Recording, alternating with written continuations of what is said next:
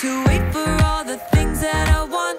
Sometimes I kinda feel like it's just taking too long to get the things I want, what I think I need. But I know you know what's best for me.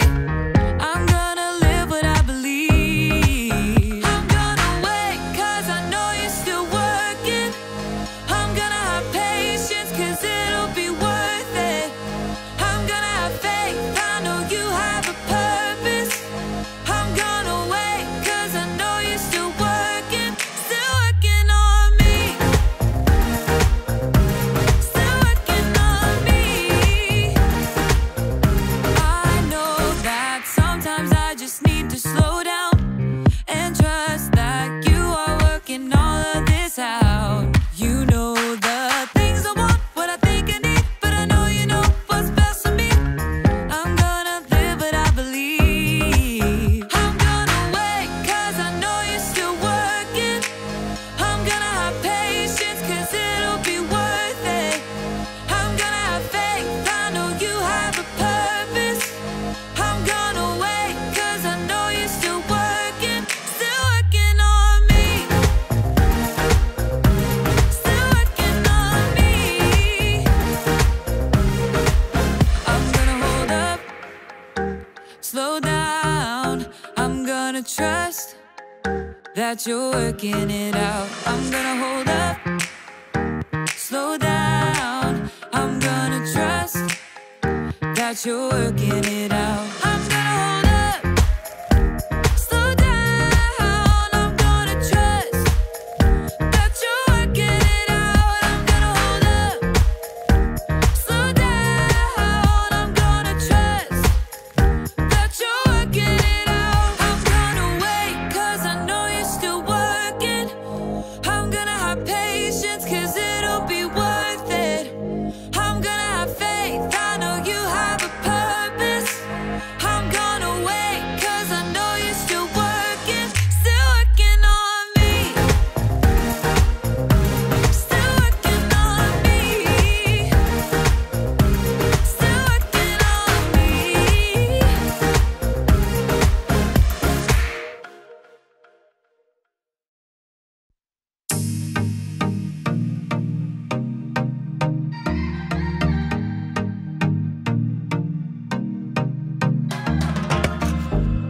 Your plans for me are good. You hold my future. You're working all the time. You're the mountain mover. From sunrise to sunset, till the sun comes back up again. You're by my side. You started a good work in me. I know that you will complete it. You will see it through, yeah. I know that you're still working on me. And everything that you say you'll do, 'cause I believe that you are faithful. Oh, you are faithful. Oh, you are faithful. I'll trust your every word, 'cause I believe that you're working for my good. Yes, you're committed. From sunrise to sunset, till the sun comes back up again. You're by my side. You started a good work in me. I know that you will complete it. You will see it through, yeah. I know that you're still working on me. And everything that you say you'll do, 'cause I believe that you are faithful. Oh, you are faithful. Oh, you are faithful. You are my hope, you are my future. You are the mountain mover. You are faithful. You are my hope, you are my future. You are the mountain mover. You are faithful. You started a good work in me. I know that you will complete it. You will see it through, yeah. I know that you're still working on me. And everything that you say you'll do, 'cause I believe that you are faithful.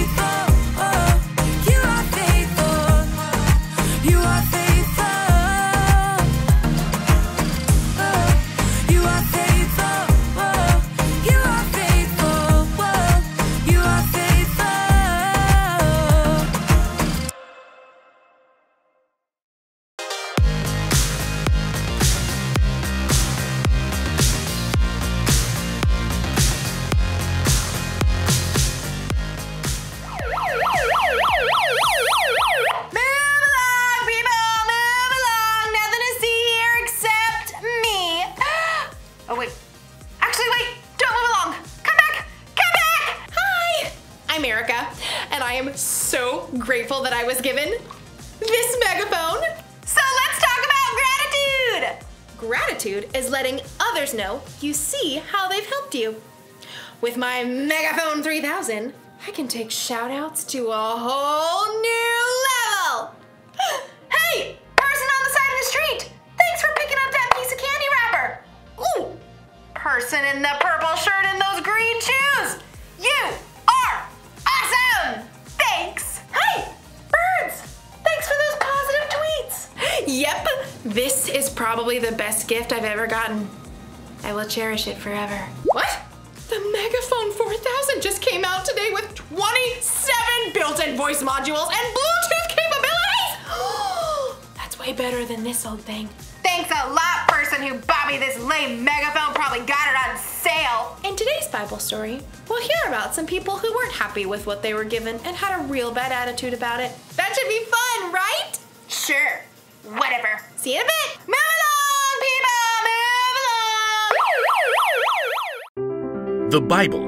It's 66 books of history, stories, letters, and poetry that fit together to form God's one big story. The epic adventure of how He created us and loves us so much that He made a way to rescue us. As we travel through the Bible, from Genesis to Revelation, we discover people who met God and found their lives changed forever.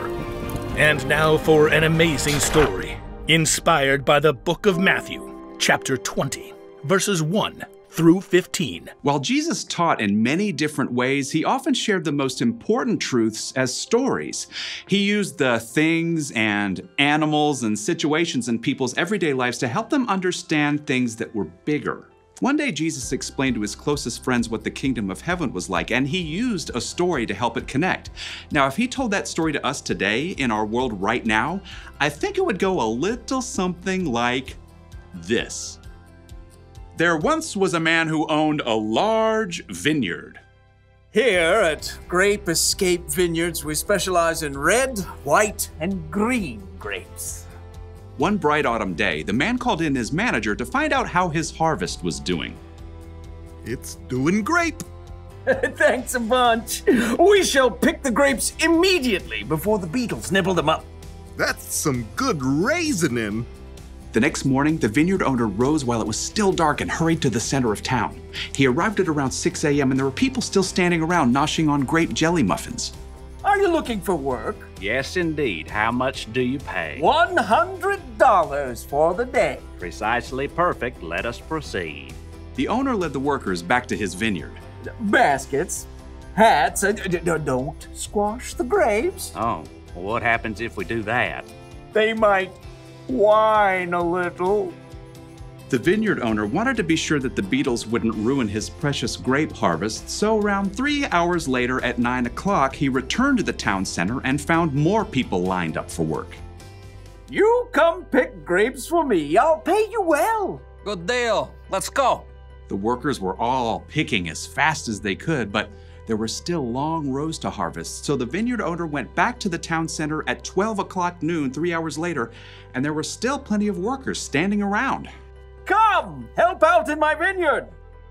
And after the new set of workers had worked for 3 hours, the vineyard owner returned to the town square again at 3 o'clock.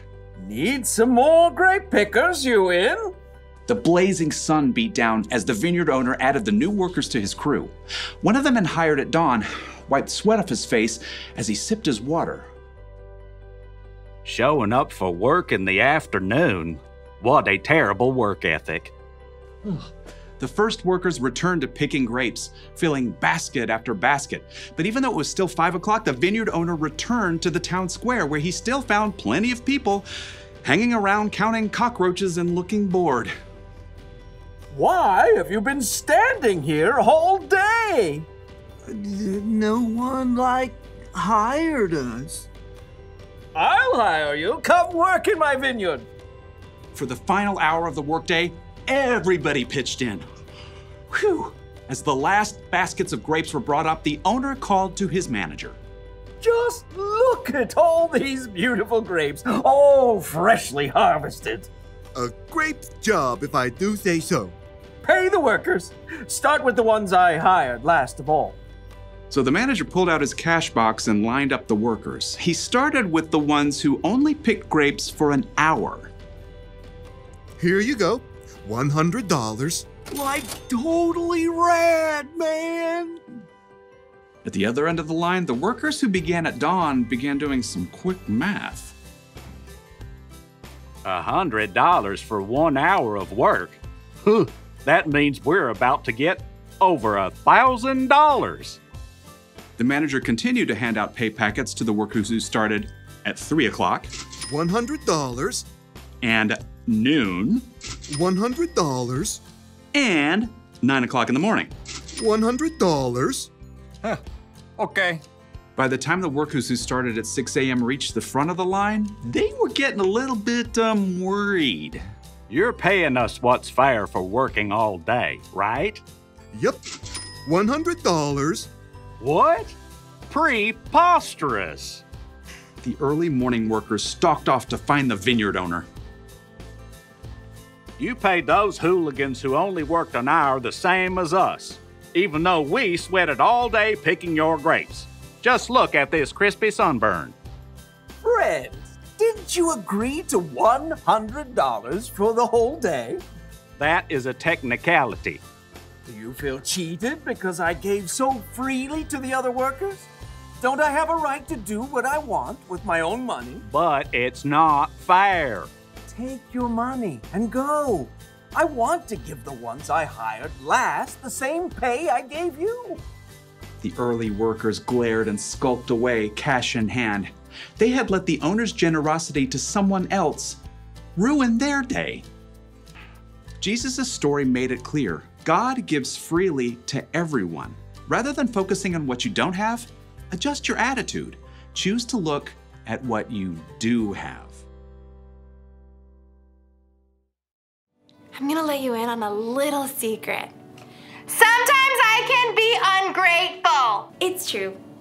Like with this whole megaphone thing, I think I deserve the best. I'm fun, I'm talented, I'm generous to other people most of the time. I should get the best gifts. It doesn't seem fair that someone else out there will get a better gift than me. No. You see, I forget to be grateful. But here's another little secret. Sometimes you can be ungrateful too. Sometimes we forget to focus on what we've been given because we're too focused on what other people have. We're too focused on what we think is fair. Don't believe me?